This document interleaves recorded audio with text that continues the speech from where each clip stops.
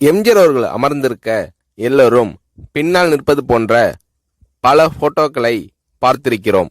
ஆனால் இந்த படம் வித்தியாசமானது.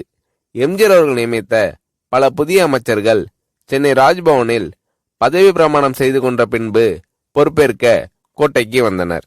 அப்போது எம்ஜிஆர் அவர்கள் தானே நேரில் வந்து ஒவ்வொரு புதிய அமைச்சரையும் அமைச்சரது அறைக்கு அழைத்து சென்று மாலை அணிவித்து வாழ்த்திய பின் அமைச்சருக்குரிய நாற்காலியில் உட்கார வைத்தார். அது மட்டுமல்லாமல் அங்கிருந்த மற்ற சீனியர் அமைச்சர்களையும் எம்ஜிஆர் அவர்கள் அழைத்து புதிய அமைச்சரின் இருக்கைக்கு பின்னால் வரிசையாக நிற்க செய்து தானும் ஓரத்தில் நின்று குரூப் போட்டோ எடுத்துக்கொண்டார் எம்ஜிஆர் அவர்கள்.